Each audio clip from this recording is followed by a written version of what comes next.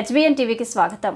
తెలంగాణ ప్రభుత్వం 5 లక్షల మంది నిరుద్యోగ యువతకు స్వయం ఉపాధి కోసం ఒక్కొక్కరికి 3 లక్షలు అందించనున్న రాష్ట్ర ప్రభుత్వం. కన్నాయిగూడెం మండలం నిరుద్యోగ యువతి యువకులు సద్వినియోగం చేసుకోగలరన్నారు మండల కాంగ్రెస్ పార్టీ అధ్యక్షులు ఎండి అఫ్సర్ పాషా. మార్చి 2025 నిరుద్యోగాన్ని పరిష్కరించడానికి ఒక మైలురాయి చర్యలో భాగంగా తెలంగాణ ప్రభుత్వం రాజీవ్ యువ వికాసం పథకం 2025ను ఆవిష్కరించింది. దీని ద్వారా ఎస్సీ, ఎస్టీ, బీసీ, మైనార్టీ వర్గాలకు చెందిన 5 లక్షల మంది నిరుద్యోగ యువతకు 3 లక్షల ఆర్థిక సహాయం అందిస్తుంది. స్వయం ఉపాధి అవకాశాలు, ఆర్థిక సాధికారత లక్ష్యంగా రాష్ట్ర ప్రభుత్వం ప్రత్యేక దృష్టి సారించింది అని అన్నారు. యువత సాధికారత కోసం ప్రభుత్వ దార్శనికత ఈ పథకం తెలంగాణ సమ్మిళిత వృద్ధికి నిబద్ధతను ప్రారంభిస్తుందన్నాయి. వ్యాపారాలు ప్రారంభించడానికి యువతకు వనరులను సమకూర్చడం ద్వారా రాష్ట్రం వీటిని లక్ష్యంగా పెట్టుకుంది. నిరుద్యోగిత రేటును తగ్గించండి, స్థానిక వ్యవస్థాపకతను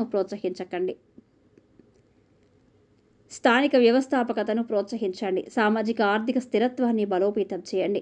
ఈ చొరవ అశును పునరుద్ధరించడం, అణగారిన వర్గాలను ఉద్ధరించడానికి ఆచరణాత్మక పరిష్కారాలను అందించడం గురించి అని అన్నారు.